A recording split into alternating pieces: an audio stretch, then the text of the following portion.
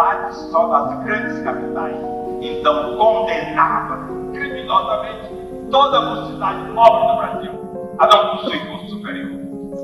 E foi contra esse crime que eu me levantei. A estatização que quer asfixiar a iniciativa privada, porque isto aqui é principalmente a vitória da iniciativa privada. Todos sentindo, vibrando, comungando do mesmo sonho, do mesmo ideal. Esta é que é a minha obra. Significa que eu consegui transmitir um pensamento, transmitir um ideal, formar outros idealistas, outros sonhadores. E queira Deus que amanhã, aonde eu estiver daqui a centenas de anos, eu possa ver a Coimbra brasileira. E assim, Vassouras terá sido, graças a Deus, um exemplo, uma marca. Meu nome é Severino Sombra de Albuquerque.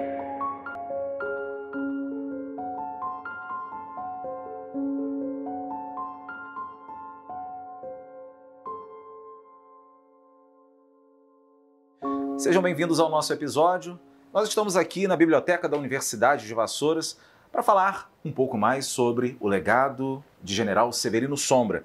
E nós recebemos hoje ele que é historiador, jornalista, um grande comunicador, trabalha aqui na Fundação Educacional Severino Sombra, João Henrique Barbosa. João Henrique, seja bem-vindo ao nosso podcast, é um prazer te receber, muito obrigado, é uma honra bater esse papo com você, estou sempre te assistindo, porque o João Henrique também produz materiais para a Universidade, para a Fundação Educacional Severino Sombra. Você pode acessar os canais da Fundação Educacional, da Universidade de Vassouras, no YouTube. E o João Henrique conduz entrevistas, e são entrevistas que são muito importantes, que falam, sobretudo, da história da Fundação Educacional Severino Sombra e, claro, né, dialogam muito com o nosso tema, que é o legado do General Severino Sombra. João, para você que vem, né, conhecendo cada vez com mais detalhes a história do General Severino Sombra, esse projeto que você conduz, ele é muito importante e é muito gratificante também, né? Para que a gente possa conhecer um pouco mais do legado do Severino Sombra, e não só você conhecer mais, ter essa troca e você produzir esse material também que proporciona com que cada vez mais pessoas conheçam o legado, conheçam toda a obra do General Severino Sombra, né? Bom, primeiro é um prazer conversar com você, um comunicador nato, que a gente já se conhece desde o tempo das ondas do rádio, né? São muitos anos, tá? Alguns anos atrás. Alguns aí. 20 anos. Alguns 20 anos aí.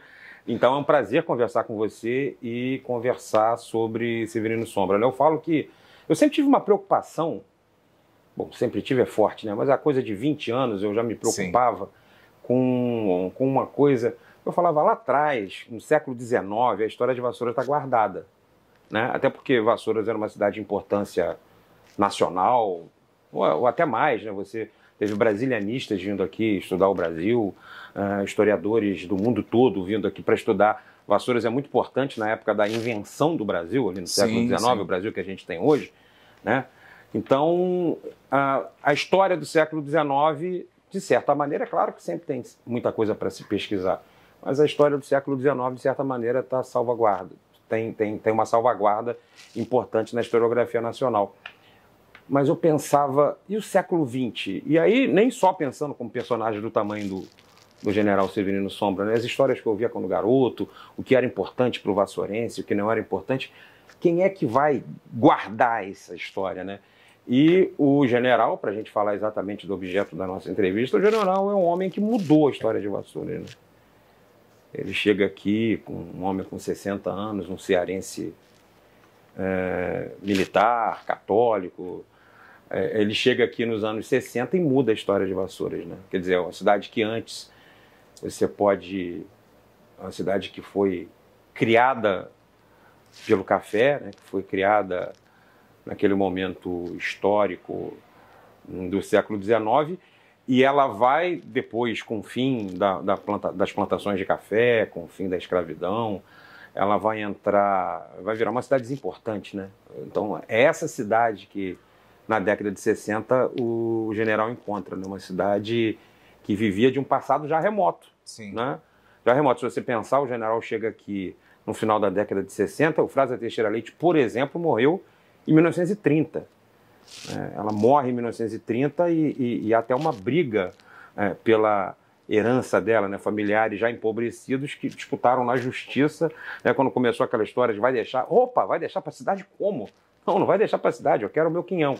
Né? E a justiça decide que sim, o dinheiro dela poderia vir para a cidade. Mas foi em 1930, já tinham aí quase 4 décadas. Então, essa cidade que o general conheceu era uma cidade que era um retrato bonito, mas era uma cidade muito empobrecida e muito esvaziada, econômica e politicamente. E essa cidade que estava nesse momento, o general vem para poder instituir esse projeto, ele vem não para mudar a cidade de Vassouras, mas ele vem para mudar o ensino, né, do Brasil, enfim, ele vem para colocar todos os ideais dele em prática, coisas que já estavam já na cabeça dele já há algumas décadas, mas ele acaba mudando também, claro, a história da cidade de Vassouras. Não mudando a história, mas mudando o contexto daquele momento ali, e isso vem até hoje. Né? E por tudo isso, como que você define General Severino Sombra de Albuquerque? Então, um visionário, né? Assim, eu produzi um material, você falou sobre o material que a gente produz, recente, com os alunos da primeira turma, né? Foi um presente que caiu no meu colo, né? A primeira turma está comemorando 50 anos, depois da gente já ter começado, a gente não tem muita... não é muito simples você produzir um material com quem ainda está pensando, com quem está muito com a memória boa sobre aquele tempo, quem viveu aquela época. Não são tantas pessoas assim, né? Porque a Fundação já caminha aí para os 60 anos, né? Isso. Esses estudantes de medicina, eles saíram daqui 50 anos atrás. E eu topei com uma turma muito lúcida, jovens senhores mesmo, né? Assim, então a gente deu essa sorte de poder conversar com esses alunos para falar sobre essa época. Porque quando você fala da importância do general, a primeira coisa que eu penso é como é que um homem de 60 anos... E aí, assim, você que está me acompanhando, você mais novo, hoje 60 anos é jovem, né? Quem tem 60 anos hoje, salvo problemas... Mas ainda assim, mesmo os 60 de hoje, seria o quê? Os 40, daquela 50, época. Daquela época, de repente um pouco mais... Não é? No mínimo 10 anos hoje, sim, né? Sim. Os 60, os novos 50. Mas mesmo assim, 60 anos... Para você começar Para você empreender... Ainda hoje é difícil. É muito difícil. É uma ideia que é difícil. Mas principalmente naquele tempo já estariam, né, a maioria das pessoas de 60 anos já estavam de pijamas, ou muitos já teriam morrido, evidente, né, claro. Para a média de vida do brasileiro na época. Mas o que é interessante, e essa coisa do visionário, eu ouvi de um comerciante conhecido na cidade, filho até de alguém que é apresentado por muita gente como alguém que não concordava com as ideias do general, e ele até ligou para mim para conversar a respeito disso, que é o Hélio de Almeida Pinto Filho, o doutor Hélio. Ele lamentou comigo, porque na época havia gente próxima do general, segundo ele, gente próxima do doutor Hélio, que era interessante para essas pessoas meio que manter os dois afastados. Ele fala, poxa, é lamentável que eles nunca tenham conversado para poder convergir num projeto para a cidade. Mas ele disse que até o pai dele, que é tido aí como alguém que não tinha essa proximidade com o general, ele entrou em contato com um parente que era do meio militar para dizer, olha, chegou aqui na cidade um general chamado General Sombra e ele quer criar aqui uma faculdade de medicina, um curso de medicina.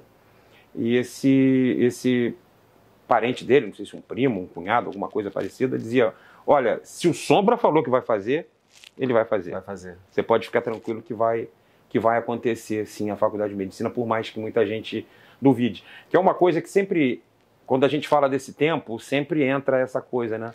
De que a cidade não entendeu muito bem, num primeiro momento, a ideia do general. Porque aí você tem dois tipos de pessoas, né? Assim, você tem também quem não entendeu, porque eu imagino hoje, olhando para trás, Vamos tentar fazer um exercício de voltar no tempo aí, tentar imaginar. 1967, nenhum de nós aqui havia nascido. Mas eu falo que virei gente no início dos anos 80, no finalzinho dos anos 70. Então a gente faz um esforço para pensar como era a cabeça do vassourense em 1967. Como é que era a cabeça do vassourense em 1968. Quer dizer, então de repente chega alguém com 60 anos de idade e fala que vai fazer aqui uma faculdade de medicina, numa cidade empobrecida, numa cidade que se preparava para se despedir do trem, que era o grande meio de transporte da época, né? O trem acaba em 1971. Então, como era fácil duvidar do general, né? Principalmente quem não conhecia o general, né? Porque esse amigo do Dr. Hélio falou para ele, olha, se ele falou que vai fazer, vai fazer. Então, tinha esse tipo de pessoa, era fácil ser cético, não vou dizer duvidar, mas ser cético, não vai sair faculdade nenhuma, né? Não aqui em Vassouras, né? Mas havia também quem tivesse interesse em que a cidade continuasse como estava para manter seu poder político, né? Porque assim, você imagina, uma cidade vai se criar aqui e todo estereótipo que se tinha do que seria uma cidade cheia de estudantes vindo dos grandes centros, eu imagino, né? Como é que funcionou isso na cabeça daquelas pessoas. Então, assim, você tinha o cético e tinha quem quisesse que Vassouras continuasse do jeito que era, porque naquela Vassouras ele mandava e de repente uma Vassouras nova, uma Vassouras diferente, poderia mudar alguma coisa, mudar até o poder dele, né? Você disse sobre Dr. Hélio e General Severino Sombra, que de repente eram figuras que não tinham, de repente, uma boa relação, é isso? E por que que isso acontecia? Ou por que que não acontecia a relação? Então, não acontecia a relação. Pelo que eu conversei esses dias com o Elinho, porque o Elinho é muito cioso da memória do pai, né? O pai dele foi muito importante para a história da cidade, como o médico da cidade durante décadas, né? Ele era um médico que resolvia todo e qualquer problema de saúde do vassourense. E ele dizia que, de certa maneira, o Dr. Hélio era meio que a personificação do Hospital Eufrásia. E o general chega com um projeto de fazer aqui uma faculdade. Então você tinha as pessoas que gravitavam em torno dele. E ele me contou uma coisa que até me foi assustadora, porque por conta daquela cidade pequena, naqueles anos 60, 70, falou que nunca o general e o Dr. Hélio estiveram a 1 metro de distância um do outro, eles nunca conversaram. E ele dizia que, de certa maneira, havia um interesse entre as pessoas próximas de um e de outro em que eles se mantivessem afastados. E aí esse diálogo, porque o general, ele quando cria a faculdade de medicina, ele precisava de ter um espaço para a prática. Sim. Do estudante, né? E ele acaba criando o Hospital Escola, hoje o Hospital Universitário, mas você não cria um hospital num estalar de dedos, ele não vira algo tão grande para abarcar tudo que você precisa para um estudante de medicina. Então, durante muito tempo, os estudantes, inclusive na entrevista, os estudantes falam que eles foram para outros lugares, foram para Juiz de Fora, foram para São Paulo, foram para o Rio de Janeiro para fazer a sua residência. Mas, assim, o que eu acho importante hoje é contextualizar, porque se na época, de certa maneira, houve um fla-flu, a gente pode olhar de hoje, olhar para trás, eu até falei isso pro Elinho nessa conversa, acho que não surge a biografia, né? Naquele momento, por um motivo ou por outro, eles não andaram juntos, são dois grandes homens importantes para a história de Vassouras, né? Quer dizer, o general com todo o seu... com a sua posição de visionário, de chegar aqui, implantar algo que vai mudar a história da cidade, e o Dr. Hélio, que é um marco na história da saúde da cidade, principalmente aquela cidade empobrecida e com poucos recursos da época, né? Então, se não caminharam junto por um motivo ou por outro, mas hoje a gente consegue fazer dá para fazer essa análise de longe, com mais tranquilidade, de se resguardar. Não precisa ficar fã de um e com raiva do outro. São dois homens importantíssimos para a história da cidade. É uma questão de entender o contexto que você mesmo disse, né? Você, ainda falando sobre, né, e a gente está citando a todo momento aqui as suas entrevistas, porque esse trabalho ele é muito enriquecedor, não só para você, né, como historiador, como um apaixonado, né, pela história da cidade, mas para as pessoas, né, para as quais você está fazendo esse material também. Então isso é muito importante dizer. E nessa produção, e também você já está dizendo aqui, né, mas é só para eu perguntar de novo e para a gente trazer mais alguma curiosidade. Quais histórias assim memoráveis que você teve conhecimento do General Sombra, dessa trajetória, da chegada da universidade? Então, não só nesses materiais, mas a gente cresceu ouvindo história do general, né? A gente cresce ouvindo história do general porque por conta da importância dele para a cidade, né? Assim, hoje acho que seria impossível a gente imaginar a cidade sem a universidade, sem o hospital universitário, enfim, sem a fundação aqui, né? Assim, seria complicado de entender. Agora, o general, e isso a gente ouve muito, né? A cidade era menor, né? Então você imagina, de certa maneira, o general era meio que fiador dos estudantes que ele trazia para cá, com uma cidade que ainda estava olhando meio assim, né? Isso vai dar certo, cara.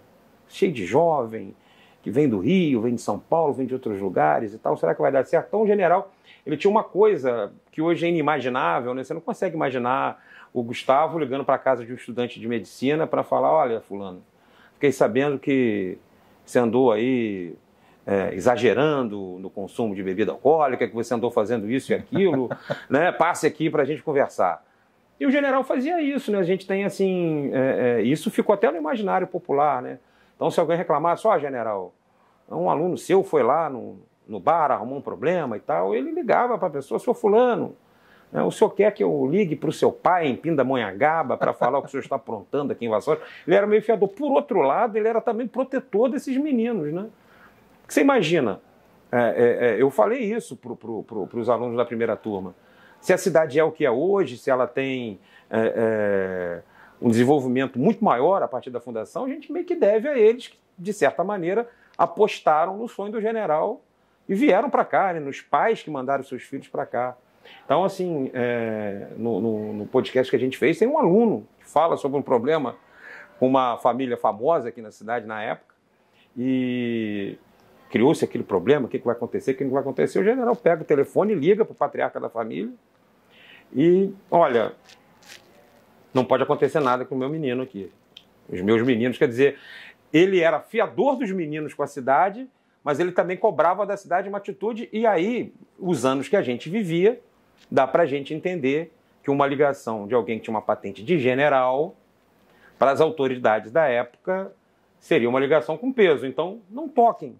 Estamos falando da ditadura militar. Exatamente. Né? Então, não toquem nos meus meninos. Era um general que se ligasse, que tinha enorme crédito entre os militares, né? Esse amigo ou parente, não me recordo agora, de Dr. Hélio de Almeida Pinto, que falou que o general era competente, que o general era também um militar. Sim. Né? O general era um homem muito inteligente, era um homem que tinha toda uma história construída dentro das Forças Armadas e, evidentemente, uma ligação dele para alguém do Exército ou do governo da época, né, faria com que alguém que colocasse a mão no aluno dele aqui tivesse problema. Então, isso acabou sendo bom para todo mundo, né? Ele garantiu para quem vinha estudar aqui segurança, tranquilidade, e também para a cidade, de certa maneira, ele era importante para garantir também que tudo corresse na mais perfeita ordem, que era um termo que se usava muito naquele tempo. Isso aí. Né? Falando, né, especificamente sobre o general, a gente, né, vê nos materiais que nós temos, né, que tem disponível falando sobre General Sombra, sempre todos eles falam, né, dessas questões dele: um ótimo orador, um homem de uma educação, né, primorosa, um militar, uma pessoa muito religiosa, uma família muito religiosa. Como que você vê a junção de todos esses aspectos para criar um líder único como foi ele? Ele é um homem, assim, a religiosidade é um homem que nasceu em 1907, né? Ele nasceu em 1907 no Ceará. Uhum. Se for olhar hoje o Ceará, ainda é um estado muito católico. Mas em 1907 o Brasil era um país praticamente todo católico, né? Então, isso dá para imaginar de onde sai isso, de onde sai essa formação religiosa dele. E, enfim, o grande orador, porque se você olhar para trás, hoje você consegue ver o surgimento de lideranças que têm dificuldade até de concatenar uma frase. Sim. Né? Você vê líderes hoje no país que o cara não consegue, né, colocar um raciocínio lógico numa frase de 10 segundos. Mas naquele Brasil, era um Brasil que se ouvia no rádio. Então, as grandes lideranças de qualquer espectro político eram lideranças que sabiam se comunicar. O general tinha um discurso muito bom, né? O general, isso era uma época que você ouvia os líderes pelo rádio, às vezes por horas, né? Pode lembrar aí de um vassourense famoso, Carlos Lacerda. Sim. Carlos Lacerda tinha um dom da palavra. Aí você podia lembrar alguém que estava no outro campo político, oposto ao de Lacerda, você pode lembrar de Leonel de Moura Brizola.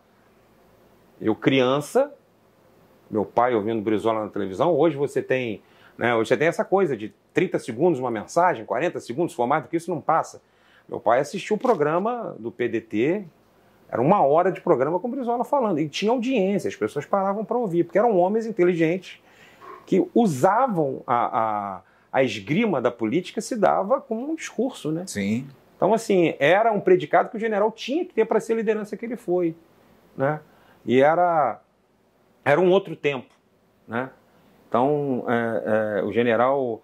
E isso ele usou, sim, ele usou para construir a sua carreira militar, para construir a sua carreira acadêmica e também na construção de Vassouras, né? Assim, quando você conversa com os alunos que tinham contato com ele, eles são fascinados pela facilidade do general se comunicar, pela liderança dele. Muitos dos alunos daquele período em que o contato era mais pessoal viraram amigos do general. Eles relatam isso, vinham a Vassouras, uns moram em São Paulo, outros no Rio de Janeiro, vinham a Vassouras para encontrar com o general, para conversar. Tinham orgulho de terem sido alunos do general. Então, assim, era uma coisa... O general não teria sido o que foi se não tivesse a educação que teve no Ceará, uma família importante do Estado, com Sim. acesso a livros, podendo ler, podendo estudar, num país que era ainda muito marcado pelo analfabetismo, né? Você vai imaginar o país em 1907, a maioria das pessoas não sabia ler, né? E tinha muita gente que sabia ler o nome, assinar o nome, que era para se virar na vida, fazer conta. O general, então, ele tem acesso aos livros já nessa época, né? Então, ele sai na frente de outros brasileiros e ele usa esses predicados para ele se estabelecer na vida militar, na vida acadêmica e também, aos 60 anos de idade, construir a Coimbra brasileira, né? Então, isso daí foi fundamental. A gente está falando aqui muito do diálogo dele, né, com alunos, com setores da sociedade, especificamente com a ala política de Vassouras. Ele precisou, né, construir uma mobilização aqui também, né? Como é que foi Olha, esse período? Com o passar do tempo, assim, a faculdade vira um ator importante, né? A faculdade, depois a universidade, a fundação, vira um ator importante na cidade e, de certa maneira, a classe política se aproxima e passa a respeitar e a não fazer oposição ao projeto do general. Assim, dá para lembrar assim, das pessoas que ele teve muita proximidade, principalmente nesse momento ainda de fortalecimento, de implantação da fundação, ainda ali na década de 70, uma pessoa que ele gostava muito era o ex-prefeito Pedro Ivo da Costa, né? Você também entrevistou. Entrevistei o Pedro Ivo, havia até uma clareza para muita gente na cidade de que o Pedro Ivo poderia ser, inclusive, o sucessor do general na fundação. Acabou não sendo por uma série de motivos, uma série de... Não sei se ele seria eleito, se não seria eleito, sim, enfim. sim. Mas ele, quando acontece a morte do general, nem teria condições, ele tinha um problema para finalizar o mandato dele de prefeito, tinha problemas administrativos, ele passou por um momento muito complicado durante a gestão dele, que foi perder uma filha, um secretário próximo que ele confiava muito acabou trazendo muitos problemas para ele, então o Pedro Ivo tinha que se preocupar naquele meados dos anos 2000 em completar o segundo mandato dele como prefeito, não tinha a menor possibilidade dele assumir a fundação. Aí se ele teria apoio político dentro do colégio eleitoral para elegê-lo presidente, seria uma outra conversa, mas assim, eu acredito que o Pedro Ivo tenha sido político de Vassouras de expressão, assim, num primeiro momento, mais próximo do general. Sim. De certa maneira também, eu não imagino, e aí a gente teria que entrevistar mais gente para falar sobre isso, que o poder público local faria oposição declarada à criação de uma faculdade aqui. Você tinha atores importantes, mas o poder mesmo, o prefeito lá, chegar e falar, não quero que se coloque aqui, né? Mas algumas pessoas, aí tem até uma curiosidade, né? Eu sempre ouvi isso quando era garoto, de que havia uma pessoa com respaldo político importante, foi inclusive ministro do Supremo Tribunal Militar, que é nome do fórum, né? Romero Neto, né? João Romero Neto. E Romero Neto, segundo os vassourenses daquela época, dizia que só se faria uma faculdade em Vassouras por cima do cadáver dele. E a gente está falando hoje na antiga chácara do Romero Neto, né? A sede, o campus da Universidade de Vassouras ocupa, a frente era para Visconde Araxá, que você vai se lembrar que quando aqui era uma chácara, o que a gente chama hoje de Broadway, era a linha do trem. A linha do né? trem. Era a linha do trem mesmo, né? Então, assim, você saía ali da estação, passava por aqui.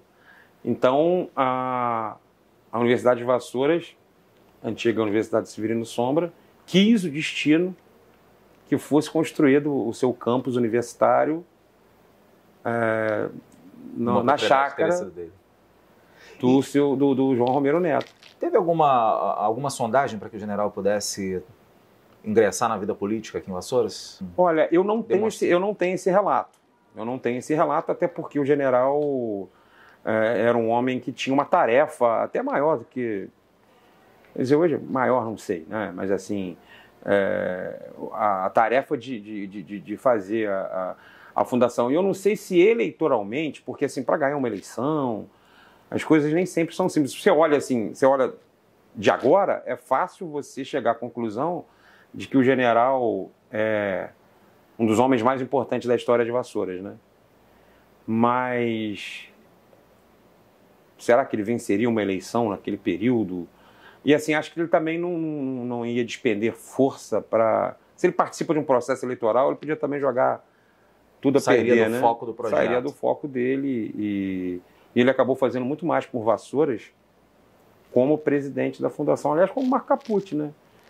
O Marco, eu lembro bem que o Marco tinha um sonho assim, de ser reconhecido pelo vassourense até de governar a cidade. Acabou que ele fez muito mais pela cidade do que qualquer prefeito poderia fazer. Né? É verdade. E também tem um legado, né? Sim. Que é muito... Que foi recuperar a obra desse cearense visionário, né? É verdade, é verdade. Severino Sombra, ele teve uma... A gente está falando aqui da relação dele com a política, a relação dele, né, com a construção da universidade. Estamos falando aqui no âmbito institucional, mas como que ele era no social mesmo, na relação com as pessoas aqui em Vassouras, como um todo. Né? Porque quando a gente fala de Fundação Educacional Severino Sombra, a gente tem na memória muito viva as confraternizações aqui da Fundação, no fim de ano. Então, onde o general tinha esse contato mais próximo com as pessoas, e isso criou muitas memórias. Né? Ele tinha sempre essa relação com as pessoas, com os colaboradores e com os familiares, como que era? Wagner, eu assim, não vou poder falar para você com tranquilidade sobre essa relação dele com os funcionários, né? Porque naquele período eu nem passava pela minha cabeça trabalhar na fundação, né? Mas eu tive uma relação com ele de jornalista para entrevistado, né? E sobre a vida social dele na cidade, acho que mudou muito com o casamento dele com Dona Maria José, que foi a última esposa dele, né? Porque as outras esposas vieram de famílias tradicionais e vieram de fora para cá, né? Então você imagina, o general foi um homem que chegou aqui com 60 anos. Ele chega aqui durante a ditadura militar, ele sendo um general de 60 anos. Então, naturalmente, eu imagino que as pessoas já olhassem para o general com alguma deferência e com algum até receio, né? Uma blindagem. Né? Tipo assim, o que eu vou falar com o general? O cara é general, né? Assim, o cara tem 60 anos e tal, ele vinha... mas até na entrevista que eu fiz com a Dona Maria José pro Memória Fuji, ela me fala que levou muito general para festa eu assisti. de colaboradores da fundação, de motoristas, de auxiliares de serviços gerais, aí numa festa que de repente uma sanfoninha lá, enfim, festa de pessoas muito simples que não faziam parte da rotina do general. Porque o general, ele nasceu numa família importante do Ceará, então o general viveu sempre assim, para o estudo, para a academia, para o exército, mas ele viveu sempre num meio mais, vamos dizer, elitista, enfim, para uma camada da sociedade, né? Mas ele também estava numa cidade que dava a ele a possibilidade de ter um contato mais estreito com pessoas que, de repente, numa cidade como o Rio de Janeiro, ele não teria esse acesso, né? E quando ele casa com a dona Maria José, acho que aumenta muito isso. Agora, o general ele era fascinante porque, você imagina, ele era muito inteligente. Eu lembro que às vezes que eu fui entrevistá-lo com toda a certeza que pode ter um jornalista de 20 e poucos anos, né? E com uma diferença geracional, né? E você... Não, com toda... Como é que eu vou dizer? Com todo topete que você pode ter com 20 e poucos anos. Esse cara, vou fazer... Mas assim, ele te forçava a você fazer umas perguntas inteligentes. Não é que ele te forçasse, mas você já se forçava a isso, né? Eu vou conversar com o general, o cara é erudito. Você pode gostar ou não gostar do general. Isso é um problema seu, isso é questão de gosto pessoal. Você vai lá conversar com o general, ele é um cara importante. Se você for analisar, eu estava pensando aqui quando você falava, muito pouca gente terá tido a importância que o general teve para Vassouras durante o século XX, né? Muito pouca gente. E como que era o sentimento de entrevistar uma pessoa assim? Era essa representatividade. Quando você tem 20 e poucos anos, você não tem noção do que aquilo vai representar para você depois, né? Mas hoje eu tenho claro, e hoje eu tenho 51 anos de idade, que eu não entrevistei, que eu não conversei com 5 pessoas do tamanho do general durante a minha vida inteira. Então, assim, por mais que eu tenha conversado com muita gente. Então, você tinha esse sentimento, né? E ele tinha suas posições firmes. Eu lembro uma época que ele enfrentou uma greve dos estudantes aqui. E aí, assim, como é que você pode imaginar isso, né? Os estudantes fizeram um enterro simbólico do general. Você consegue imaginar isso? E aí, assim, a cidade olhando meio atônita aquilo, né? Mas os estudantes vinham de outras realidades e eram mais topetudos, digamos assim, do que os vassourenses. E tem algumas passagens, assim, que mostram essa importância, né? As pessoas olhavam para o general, imagino eu. É claro que você tinha um entorno dele, que devia ter pessoas, mas eu imagino que até essas pessoas não teriam assim uma intimidade para conversar do jeito que a gente conversa hoje. Era outro tempo também, né? Sim, claro. Para conversar com o general de uma maneira... É claro que você deve ter pessoas aí que partilhavam da intimidade do general, mas a cidade, de uma maneira geral, olhava o general com muito respeito, alguns até com certo receio, né? Porque era uma figura muito imponente, né? Você ouviu as vozes do general nos seus discursos, nas entrevistas, então... Ele é assim, imponente. Né? Imponente, então você ficava, né? Mas era uma figura que em Vassouras, né, tinha esse respeito e admiração. Muita gente me diz o seguinte, muita gente quer conversar com ele por conta de trabalho, por conta de pedir uma bolsa, que chegava receoso para conversar com ele e saía, né, amigo de infância, né?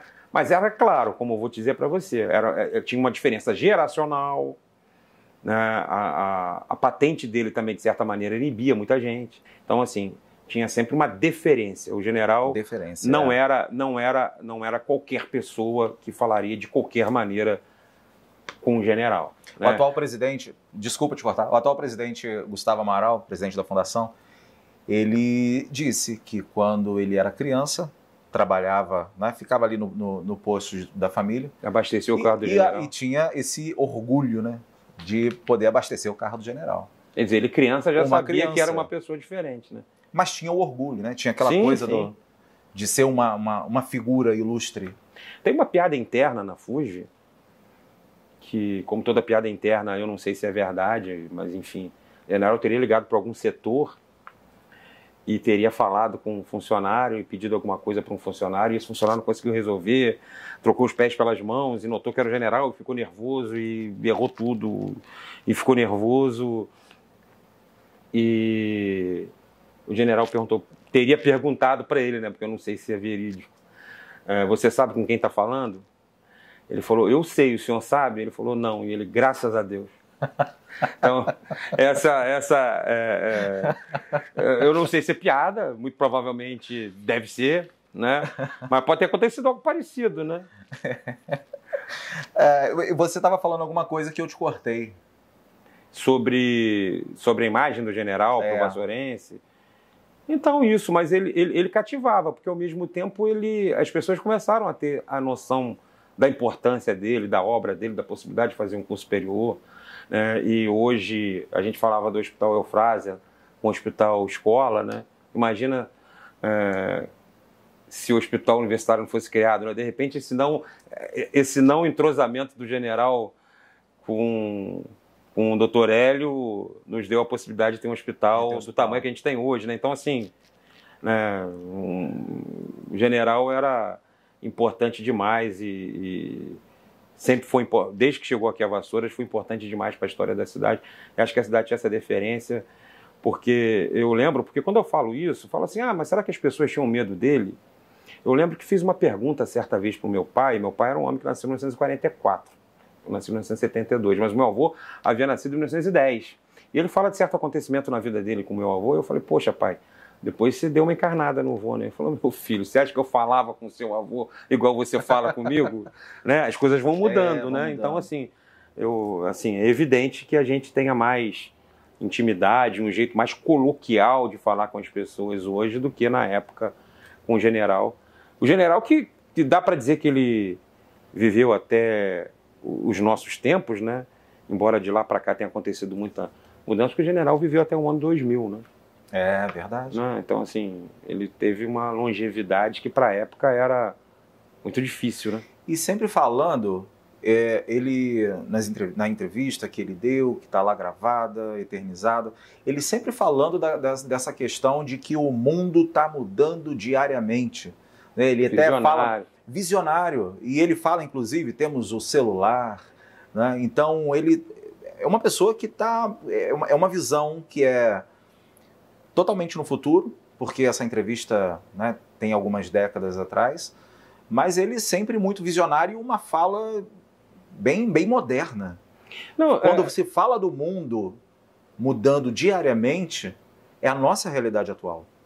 Ele... Não tem uma entrevista que eu tenha feito com ele que ele não tenha falado da revolução científica e tecnológica. Eu nunca vi o general discursar ou falar numa entrevista que fosse não falasse disso, que o mundo estava mudando, ele tinha que se preparar para essa mudança. Né? E as pessoas ouviam, muita gente não deve ter entendido. E assim, ele morreu no ano 2000, de lá para cá, olha só como o mundo avançou nessa revolução científica e tecnológica que o general já falava lá atrás, né?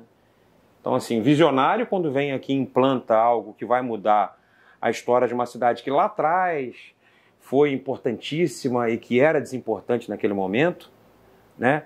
E visionário também para falar dessa importância, dessa revolução científica e tecnológica. Quando ele morre em 2000, as notícias ainda eram dadas pelo jornal da TV ou pelo jornal impresso, né? As pessoas tinham que esperar. Imagina, hoje é quase impossível que a minha filha, que os meus filhos consigam saber o que é viver num mundo analógico. No ano 2000 a gente se preparava ainda para viver nesse mundo todo digitalizado, né? Que a gente, certas notícias, a gente fazia fila na banca de jornais pela manhã para comprar o jornal e você assistia o telejornal na hora do almoço e aí você ia ter atualização daquela notícia à noite. Né? E quando você tinha grandes eventos, por exemplo, como a votação, só para dizer de um momento que o general estava aí na nossa companhia, na votação da emenda das diretas já, em 1984, você ouvia às vezes no rádio, algum rádio entrando ao vivo da Câmara, acho que a televisão também entrou nesse dia e tal, para mostrar o resultado da emenda da de Oliveira e tal. Mas, enfim, era um outro mundo. E o general já falava, olha, a gente tem que se capacitar para essas mudanças, para tudo que vai ocorrer. Ele tinha a noção de que o mundo estava mudando muito rápido, né? E quem tem a minha idade e a sua geração, a gente viu mudanças que talvez nenhuma outra geração no mundo tenha visto com tanta rapidez, né? Porque hoje o que a gente vive é uma consequência de uma era tecnológica, né?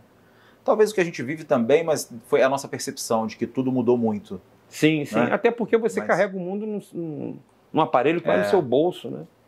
Justamente.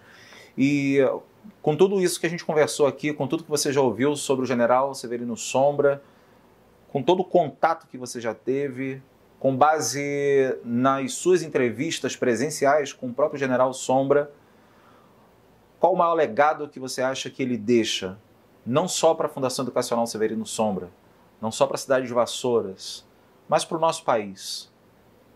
Olha, um grande legado, assim, acho que para o país é apostar na educação, né? Assim, o general tinha isso muito claro, que a mudança do país só ia se dar pela educação. Para Vassouras, ele mostra que aquela cidade podia mais, né? Porque acho que ainda tem muito isso no vassourense, mas acho que já foi mais ainda, né? Aquela coisa, a gente ouvia dizer, olha, tem uma cabeça de burro, tem uma cabeça de burro enterrada em Vassouras, nada vai para frente, não sei o que e tal. E aí a gente nota, porque muitas vezes quem mora em Vassouras nem nota, né? Mas eu conheço ex-alunos, eu conheço gente que estudou aqui nos anos 80, nos anos 90, e quando eles voltam, eles falam da transformação de Vassouras, do crescimento de Vassouras, e sempre muito ligado à fundação, né? Sempre muito ligado ao legado do general. Então, assim, é uma cidade que não precisava mais viver, porque Vassouras parecia aquela família quatrocentona de São Paulo, né? Aquela que já estava empobrecida, mas vivia do passado. Eu lembro quando eu era garoto, de uma piada que eu li no Pasquim, né? Eu sou do tempo que a gente lia piada no Pasquim, que dizia que uma senhora já empobrecida, não tinha dinheiro nem para pagar a empregada continuava vivendo por ela, porque vivia ali e tal, e ela saía de casa e para falar com a empregada, para poder mostrar para a vizinhança que ela ainda era importante, ela falava: fulana, não deixe de limpar a harpa. E mostrar que ela tinha uma harpa em casa. Vassouras era mais ou menos isso. Vassouras era uma cidade que anos depois do fim do café foi colocar no seu brasão, escrito em latim, que o Brasil devia o seu desenvolvimento a ela. Né? É verdade. Então, assim, já era uma cidade empobrecida. Né? Tipo assim, não, mas coloca aí no brasão. Coloca porque aconteceu. Né? Coloca porque em algum momento, então assim... E o próprio general fala, né, na entrevista dele, que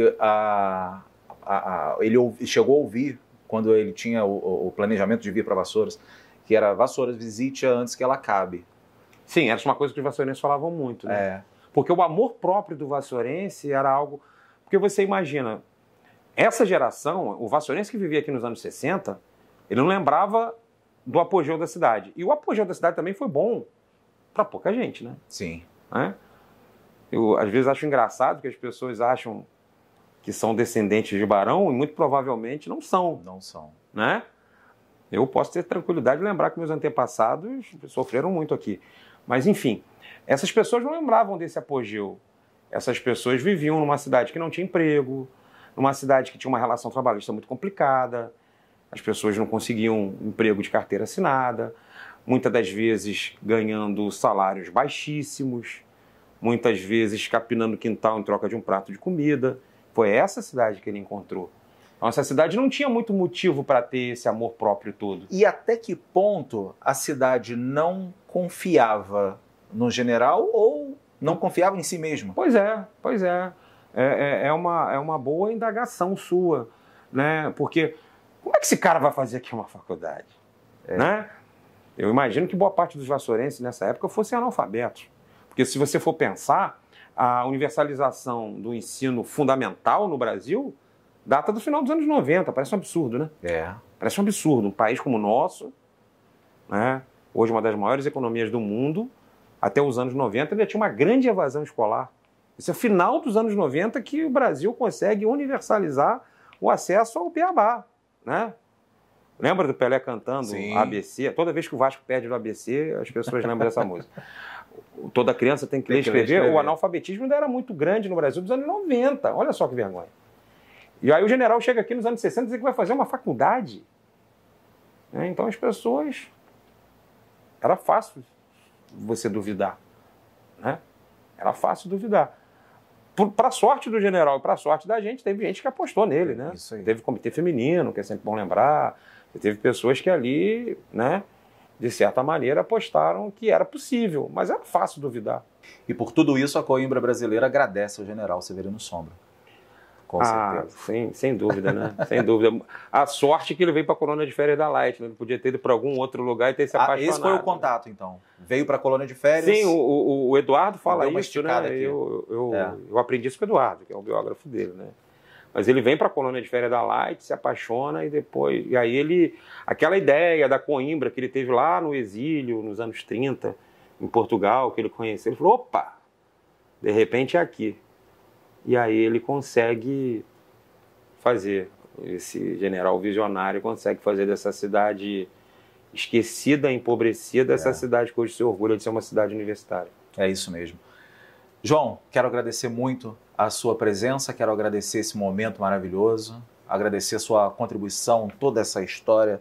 João Henrique como eu disse no início, ele é jornalista, ele é, sobretudo, um grande comunicador.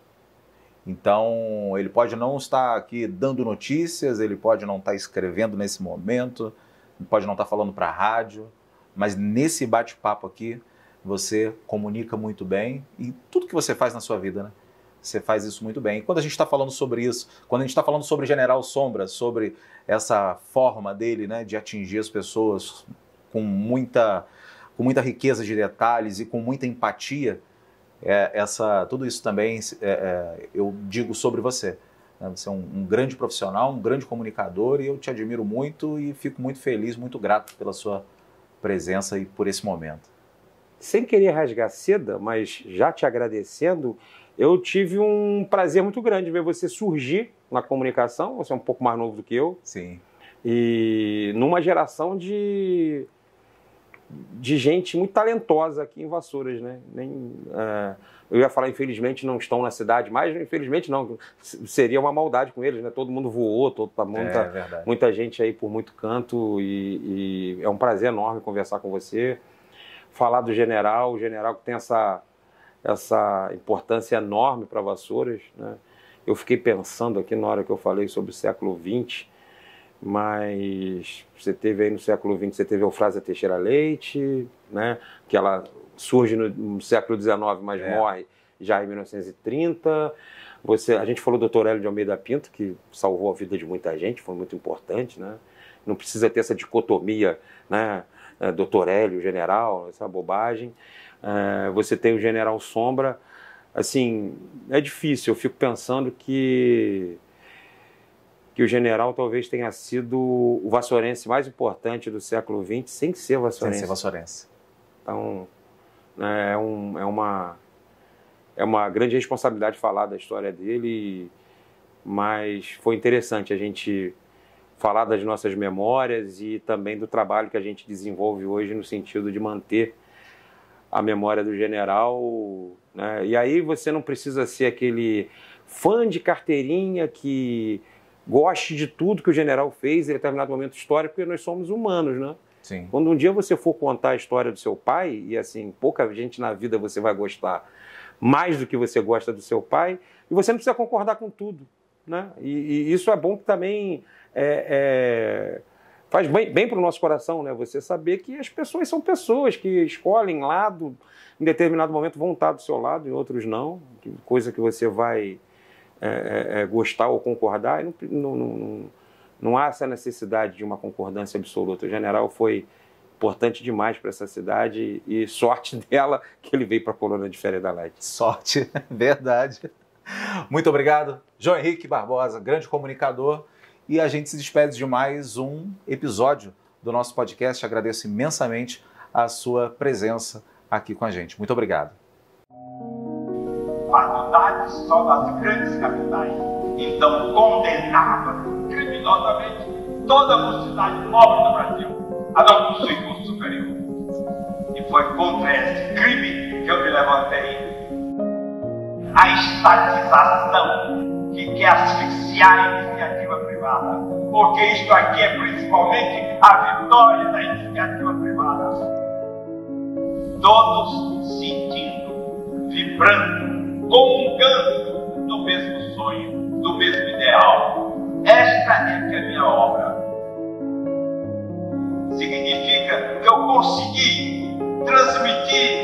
pensamento, transmitir o ideal, formar outros idealistas, outros sonhadores. E queira Deus que amanhã, aonde eu estiver daqui a centenas de anos, eu possa ver a Coimbra brasileira. E assim, Vassouras terá sido, graças a Deus, um exemplo, uma marca. Meu nome é Severino Sombra de Albuquerque.